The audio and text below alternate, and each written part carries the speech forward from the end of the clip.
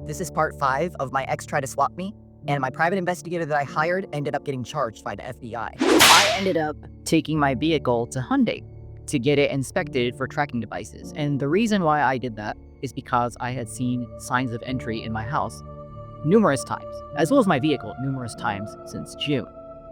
Now, you might be thinking, that's crazy. Why would you get your vehicle inspected for tracking devices? Well, remember how I told you in part 1 that I had hired a private investigator? I didn't find out until days after sending him $2,500 Zelle payment on June 20th that he was actually indicted. And you can actually look up this article. It says 5 men indicted for crimes related to transnational repression scheme to silence critics of the People's Republic of China residing in the United States. Now, if you look closely at this says repression scheme. That means that he's trying to silence somebody. He's trying to prevent them from coming out and speaking about something, right? Now, if you read the article, there were 5 people arrested in this repression scheme, and a couple of them were federal agents. And in fact, if you read the article, the private investigator that I hired, he had actually been working with the Department of Homeland Security. He was a federal agent with the Department of Homeland Security for 25 years. The other, named Miller, was a 15-year employee of the Department of Homeland Security, and he is currently assigned as a deportation officer. One of the people that they targeted was a former Tiananmen Square protester. And apparently this guy scared the Chinese government so much that these agents were willing to smear him with false accusations of unpaid taxes and CP. And on top of that, they tried to snare him in a honey trap, or just quote-unquote beat him if all else failed. Now think about this, these people are working in our government, and they helped to frame an innocent person. The Department of Justice themselves said that this case involves a multifaceted campaign to silence, harass, discredit, and spy on U.S. residents for exercising their freedom of speech. And when confronted about their improper conduct, these people lied and destroyed evidence. Among the charges include conspiring to act as agents of the PRC government, conspiring to commit interstate harassment and criminal use as a means of identification, conspiring to bribe a federal official in connection with their scheme to obtain the tax returns of a pro-democracy activist residing in the United States, along with obstruction of justice and making fraudulent statements or false statements to the FBI. And why did they help the Chinese government suppress these people's constitutional rights? Because apparently these people who were being targeted were advocating for democracy in the PRC. And if you read this article, one of the people that he targeted and stalked was only an artist. He was only an artist, and this private investigator apparently stalked this guy, bugged his entire apartment and vehicle with cameras and spyware and other microphones and other spy equipment. And then he also planted GPS trackers in his car. And then he was actually selling all of that data to the Chinese government. This is really a true story. You can actually read about this. And there were actually 5 men indicted for this scheme. So if there were 5 men indicted for this, just imagine how many times this has happened where people have gotten away with it and haven't been arrested. Unfortunately, I didn't read this news until days after I had already sent him a $2,500 payment. But when I read that news, I was literally like, yo, that's crazy. But at the time, I didn't think anything bad was going to happen to me. I just assumed that, well, I guess he was just doing this because the Chinese government was paying him. So I thought it had nothing to do with me. I thought nothing was going to happen to me because I'm not affiliated China in any way. However, if you read what's happening in the article, it's surprisingly similar to what's been happening to me. I mean, you see themes of obstruction of justice, evidence tampering, suppression of First Amendment rights. The list goes on.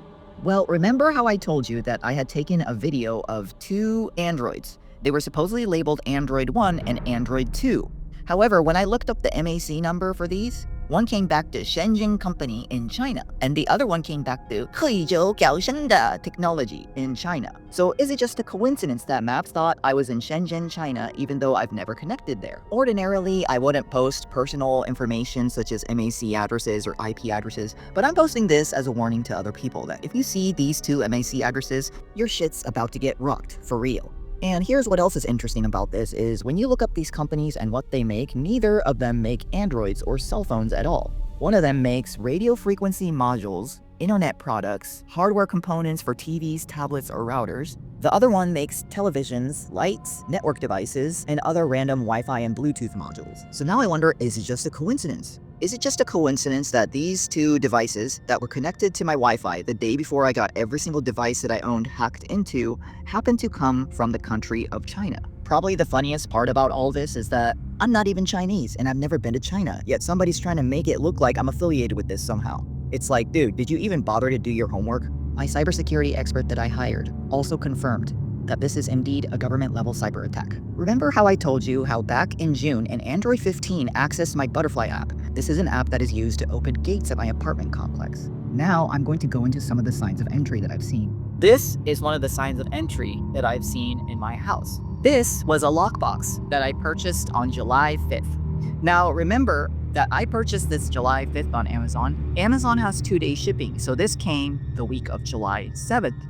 Remember, July 11th and 12th was a day that I was in the Apple store at a completely different county. So this weekend was actually the very first weekend that I was using this lockbox. This meant that I had actually tested this lockbox a bunch of different times. And I used a combination, a 4-digit combination that I normally use on this lockbox. And I specifically purchased this lockbox because I started noticing signs of entry in my vehicle and in my house since June of 2025. So because of that, I wanted to keep all of my medications locked inside of a box. Now, I distinctly remember testing this lockbox a bunch of times before leaving my house Thursday night. So I had my lockbox looped around a fixed bar inside of my closet, just like this. It was looped like this, and then I put the lock in and locked the box like this. And I checked at least 3 times before leaving my house this weekend. And after I came back to my house, the weekend after I got hacked into, the loop was undone. The loop was undone so that this was no longer fixed or attached to my closet. And this 4-digit combination, the lock had been changed. So I couldn't access this box, I couldn't open this box. And as a matter of fact, I couldn't open this box for 4 weeks. I asked a bunch of different people how to open this box. I asked my boss how to open this box. I asked one of my exes how to open this box. I asked a couple of my friends how to open this box. And nobody knew how to do it. But basically my boss told me that these boxes are not really all that secure. It's kind of like one of those TSA locks. You know, who's in TSA could easily open this. It's the same with law enforcement. Somebody who's in law enforcement could easily open this. So essentially, I was prevented from accessing my own medication. I would also like to add that there is another lockbox that I purchased, and I kept this one at my parents' house. But this one, the lock was also changed, and to this day, I still cannot open that box, and now I have no idea what's inside of that box. I also knew that somebody affiliated with the state or the government was doing this to me. And the reason why I know that is because one of the times that I was in the Apple store, bear in mind, this is right after I purchased a brand new computer, and I had purchased a brand new digital camera. And I remember one time while I was inside of the Apple store, and I deliberately did this inside of the Apple store because Apple has cameras every single place. I distinctly remember I was trying to transfer the files from the SD card to my computer. And in real time, I'm actually seeing my files disappearing. They're disappearing and being manipulated and being altered in real time. And obviously an ordinary hacker would not be capable of doing that. And there was another time where I had taken this exact same computer, this brand new computer, and I was trying to download stuff off iCloud, my release forms off iCloud, onto this brand new computer. And one of the things that I had downloaded was my own passport photo. It was my own passport photo, and I titled it self-ID or something like that, or self-passport or something like that. And the moment I downloaded it and labeled it that, I then see my mouse moving, and then my screen just zooms in to the passport photo. Like somebody's like zooming in on my passport photo. And at this point, I'm so used to this shit happening to me that I don't even flinch. I'm just like, fucking whatever. And I just keep on like doing my shit. I just ignore it. And then, right as I'm doing that, I see a bunch of like programming script pop up. Like a little text box appears. It's kind of like the CMD text box in Apple. And I see that appear, and I see a bunch of what looks like programming script appear. And I have no idea how to counterattack this. So I just like try to chat GPT. Chat GPT gives me some suggestions, but I have no fucking clue how to do this. So I just eventually give up and just turn off my computer. It was at this point that I finally decided to input my fingerprint into my MacBook. Initially, I was not doing so under the advice of the Apple employee. However, upon seeing my passport photo blowing up like that, I realized somebody was trying to discover what my identity was. So this is when I decided to input my fingerprint into my MacBook. By pure coincidence, I happened to find an old WhatsApp chat of ours where I happened to send him an old passport photo of mine. I wonder, is this really a coincidence that I happened to send him an old passport photo of mine where I looked completely different over 10 years ago? I looked completely different back then because I was tanning a lot more frequently, and also I lost fat in my face as I get older, which happens to people around their 30s and 40s. And no, I've never had any type of plastic surgery done. This is not a result of surgery. 4 years ago, I started getting Botox in my jawline because I grind my teeth so hard at night that I've worn down my teeth quite a bit. I have to get these Botox injections done because if I don't, I get tremendous pain in my masseter muscles, so much to the point that I literally get knots in my jaw muscles, and I have to hire a masseuse to massage the knots out. In fact, you can actually hear me in this video. You can hear me massaging my knots, and you can actually hear the knots when I press over the muscle. And while I do also use mouth guards, I frequently forget to put mouth guards in at night, which is the reason why I started getting Botox exclusively in my masseters only for the past 4 years. As a result, my jawline has slimmed down significantly over the years. Now, the reason why I believe this is relevant is because remember how I told you that the FBI oddly canceled my appointment for no reason? Well, one of the things that I had placed was a FOIA request to the FBI for audio recording of this phone call. And I really wish I had taken a photo of this. I didn't because I assumed that the FBI was going to tell me the truth. The very first piece of paper that the FBI sent to me, it was asking me whether I was a US citizen or a permanent alien. It was saying that in order to be eligible to receive FOIA requests, a person must either be a US citizen or a green card holder. And I basically had to sign a statement saying under penalty of perjury, I declare that the aforementioned is true, otherwise I may be penalized under the law. And I thought to myself, that's weird, shouldn't the FBI know that I'm a citizen? But I signed this form and I mailed it back anyway. I really wish that I kept a copy of this. The only reason that I didn't is because I was required to submit the first page of this document back to them in order to fill out this form so I could receive what I wanted. But basically their first response to me told me that they cannot release the information that I'm requesting because it may end up identifying individuals whose names they don't want to release. Which, by the way, I was requesting information about who called the FBI to get my appointment canceled. I then submitted this form back to them, the first page of this form back to them, and I told them that I'm not looking for the full names of these individuals or the entities. I just want to know if anybody actually called to get my appointment canceled. And then the FBI submitted another response saying that these records cannot be found. Well, if that was the case, why did you first send me a letter saying that identified information could be leaked? That doesn't make any sense. So I submitted a request. I submitted a request weeks later in the month of September. And I did this after I printed out a packet of evidence and I mailed it back to the Department of Justice in Winchester, Virginia. And then they informed me that they are reopening my request, but I still have not heard back from them after this, as far as this request is concerned. I did submit to them another request recently, and they did respond to that one, but I'm going to talk about that at a later stage. Here's the proof that I walked in person to the FBI's office in San Diego to attempt to report this crime happening to me. And here's the proof of all the different locations that I visited, including the San Diego Police Department, and also filling out an IC3 report. There were also a couple of times that I was going somewhere, and I distinctly remember and I noticed 2 San Diego police officers following me.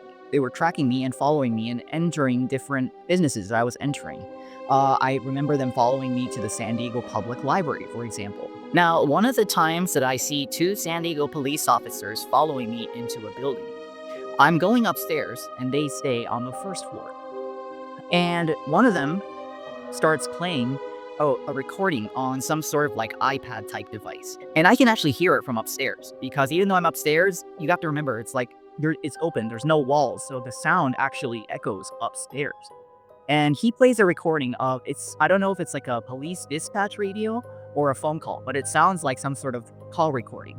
And I'm not able to hear the whole entire recording, but I distinctly remember hearing a woman's voice saying, "This digital whore, blah, blah, blah, blah, blah," and like saying something about me. And I had a suspicion that it was about me because obviously she said, "This digital whore," and she sounded like really pissed off at me, but I don't recognize the voice, so I don't know who this person is and I don't know why. Upon hearing this, I decide to peek over the railing to see what's going on downstairs. And what I see is one officer showing another officer. He's basically playing this recording on this iPad type device, like a tablet type device. He's showing this officer this recording and he's nodding to the officer like, check this out. Now, I was so grateful that I got to hear this message that as I was leaving this business, I actually waved goodbye and said goodbye to these officers that were standing downstairs. So I have 3 primary theories about what they were claiming about me. And obviously they claimed this to try to get me swatted, right? They did this for the sole purpose of trying to swat me and get me imprisoned under false pretenses. That was the whole point of them doing this, right?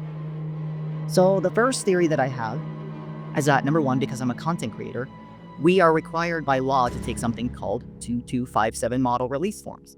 And basically what these forms are is you take a photo of somebody's front and back of ID or a photo of their passport.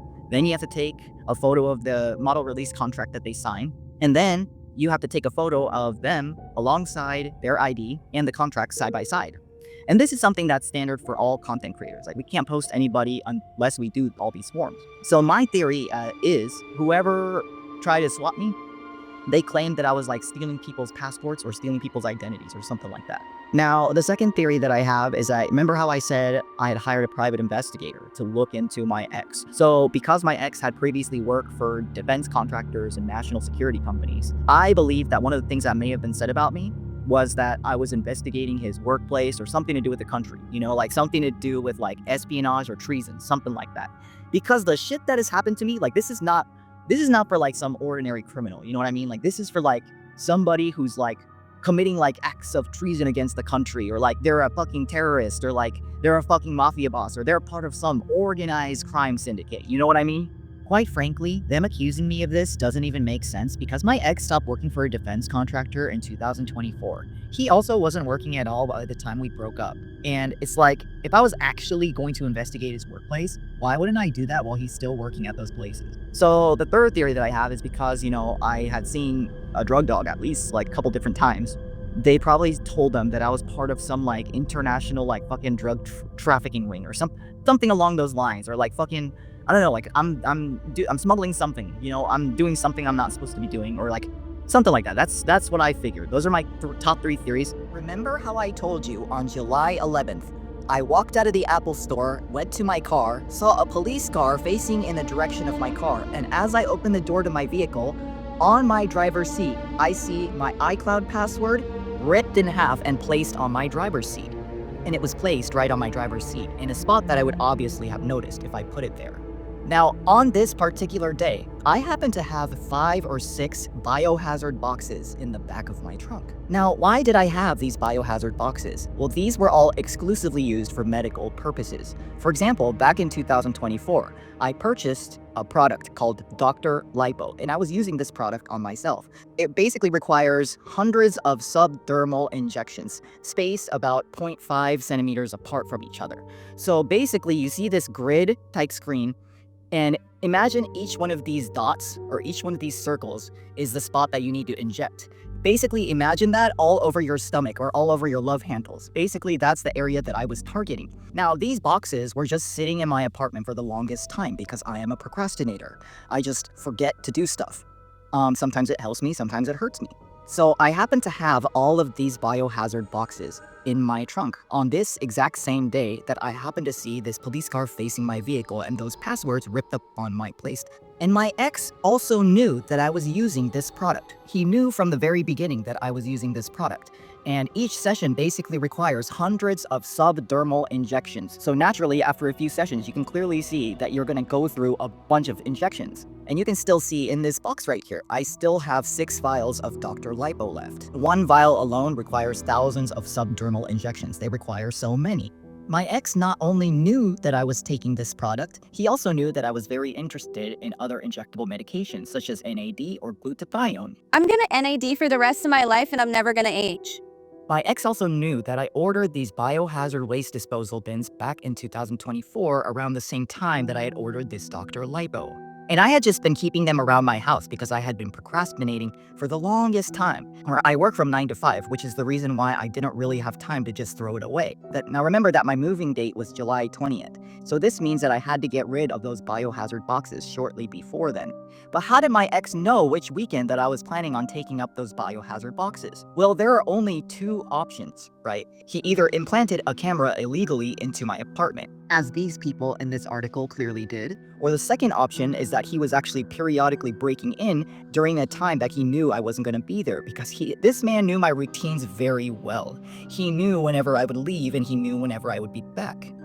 Now, one of the things that my ex gave me was a Garmin smartwatch, and on this app, we are actually still connected as friends, so I can actually see his workout history. So one thing that I did was I took his entire workout history and mapped it out on a calendar. So just to make things easier, everything that's labeled in blue that says workout are his workouts. Now, his workouts could technically take place anywhere. There were times that he worked out when he was at my place, for example, and used a gym here. But the most likely explanation is that most of these workouts most likely took place at his own CrossFit gym. And you can clearly see that on June 7th, the day in question, when I saw that Android 15 accessing my Butterfly app very early in the morning, around 6:30 in the morning, he is not seen working out at his normal gym on this weekend.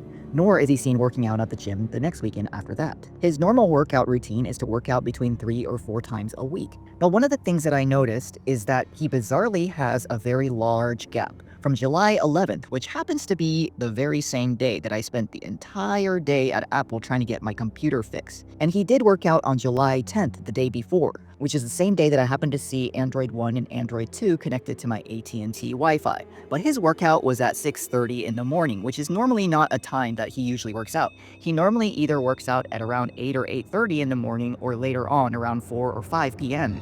And then bizarrely, you see another 8-day break again from the 24th through the 31st. He is not spotted working out for a full week between the 10th and the 18th and between the 23rd to the 31st, when you can clearly see all other weeks, his normal workout routine is to work out at least 3 times a week. And these happen to be the same 2 weeks. I happened to see a vehicle that looked exactly like his all those days that I was visiting the Apple store. One of the things that I plan on doing is issuing a subpoena to Garmin smartwatch to discover his entire smartwatch data. My ex is also a brilliant mechanical engineer. So if anybody could figure out how to break into somebody's house without anybody noticing, it would be that guy. However, I'm also aware that the police department is specifically trained in how to do covert entry without triggering any alarms or any disturbances. So the day that I saw that police car facing my car while I had all the biohazard boxes inside of my truck, that was July 12th on a Saturday. Well, that very next Monday, July 14th, I took the day off of work. And I decided to drop off my biohazard boxes to USPS. Bear in mind that I received these biohazard boxes from a nonprofit in Texas, and I ordered these back in 2024. And as I'm standing in line at this USPS, I noticed what looked like a plainclothes police officer, and he had actually followed me inside of the USPS store. And he was standing in line right behind me, and he had the most typical cop face that I could ever imagine. And as I walked to the front of the desk where the USPS clerk is and I drop off my boxes, the USPS guy asked me if I need a receipt, and I said yes, and he seemed surprised that I was going to say yes. He was like, "Really? You want a receipt?" And I was like, "Yeah, I do want a receipt, actually." And bear in mind, this whole time, that one guy who looks like the plainclothes police officer, I look at him and he keeps looking at me, like staring at me, like always constantly looking at me to see what I was doing. Only 1 or 2 weeks after this incident was when I happened to see those drug dogs. The drug dog, the German Shepherd that was inside of the Apple store, attached to the man with the vest. Well, practically the SWAT team was inside of the Apple store. And then the beagle that approached me a couple of times while I was walking around my apartment to sniff my suitcase. You can clearly see that this theory aligns with some of the purchases I had been making on Amazon. However, interestingly enough, some of these purchases completely disappeared in my order history. If I go to my order history and look and sort by them chronologically, I am able to find them. However, if I search for travel, even though the word travel is in the title, these orders have disappeared entirely from my order history. So obviously somebody told federal agency something completely totally false about me to try to obtain their cooperation, and they probably only cooperated at first because they actually believed this person's lies. Then they investigated and discovered none of it's actually true at all. So that's why I suddenly saw it stop. I distinctly remember back in 2024, he asked me if I had a military friend who could get a discount code for him so he could use it on a mattress. I ended up asking my content creator friend Lux for this code, but now I have absolutely no idea what he actually did with this code. Could he have done something with this code to try to frame me? I have absolutely no clue now. Now, why did my ex do this? Well, I believe that there is a reason why he took down all content on his public social media pages, but he waited until July 29th or July 30th to take down content on his paid pages. And I believe that's for a reason. That's because he was planning this all along. He wanted to have credibility, but there was a reason why he didn't take down his paid content, right? Notice in this text message that he wrote me, he's basically BSing me. He's just like, I want to be clear, I had nothing to do with your account getting hacked. I'm really sorry, that must be extremely stressful. I've been doing a lot of deep emotional work lately. And I'm basically just like, shut the fuck up with your deep emotional work crap. You're so fucking fake. Like, I've had it, dude. I've had it up to here with this fucking bullshit. I'm not buying into his shit anymore. He then calls me 2 times on July 29th and July 30th, which is something that I predicted that he would do from the beginning. So I wrote back, wow, how funny you call me on July 29 and 30. Don't think that I'm not onto you. You are to never call me ever again. I'm not accepting any form of communication that cannot be documented. And since I know you were the one who put me through this last 3 weeks of hell, my next step is to ensure you get your security clearance removed. You absolutely do not deserve a single thing after doing this to me. You try to do this to me, and every single one of your friends who helped you or assisted you is going down with me. I've already filed documentation and requests for everything, including any phone calls you or your friends made to the police or the FBI, which will prove you were cyber stalking me. Shut the fuck up with your deep emotional work crap. If you actually thought I was gonna forgive you and just welcome you back with open arms, especially after this, you must be out your damn mind. In many ways, he reminds me of King Suryantratibadi of Thailand. Legend has it that this king would specifically gift people that he disliked a wild elephant, because wild elephants are supremely dangerous, so people who would have to train them ended up getting trampled and killed as a result. This became a way for the king to openly execute people that he disliked without having to claim that he was executing them. It was essentially hidden under the guise of social etiquette and manners. Like, oh, look at this huge favor that I'm doing for you. I'm giving you this great gift and you can't refuse it from me because I am the king. However, underneath this kind gesture lies something far more sinister. And this reminds me a lot of him. He acts so fucking fake, like, oh, I'm so nice, but underneath is actually a very nefarious plan. Now, I don't find it a coincidence at all that my ex happens to call every single person that he comes across a chronic liar. I absolutely believe that this is projection now. Me, on the other hand, I tend to believe people unless they give me some sort of red flag to signify otherwise. But he, on the other hand, always assumes everybody is lying from the very beginning about everything. And I believe the reason for that is because that's him. From the very beginning, he's always lying to everybody about every single fucking thing. Similarly, he happens to call every single woman that he's ever encountered crazy. And again, I believe that this is completely projection. How is it possible that every single woman you've ever encountered is crazy? And this is something that TikTok has warned me about too. TikTok always warned me, if a man claims every single woman that he's been involved with is crazy, that's absolutely a red flag. That's actually a sign of narcissistic personality or one of the dark triad personalities. I would find out later in October through a mutual friend that he was apparently dating a police officer. Now, note how she says he was doing this when he was trying to make me look like the crazy one. Well, he was actually doing that in winter of 2025. He was doing that January and February of 2025. Remember how I told you that my ex came back to me in March? He called me in March apologizing, and we spoke over the phone for almost 2 hours. This actually shows that he was actually planning this all along from the very beginning. I'll be revealing in a future video exactly how he slandered me, completely told everybody a lie, and tried to make himself look like the victim. I now believe that he actually planned all this from the very beginning because he was hoping that if somebody of my job position gets arrested, and he would proceed to get fame and money from going viral. And I actually have proof that he had been planning all this. And I'm gonna go into all that more in future videos. So remember how I told you that he signed a holographic contract that I requested him to sign. And I told him in advance, I was like, hey, before you come down, just want to let you know I'm going to have you sign these contracts. Can you print them out for me? Because I didn't have a printer at my place at the time. So he printed them out for me, came down to my place. And while he's at my place, he tells me this.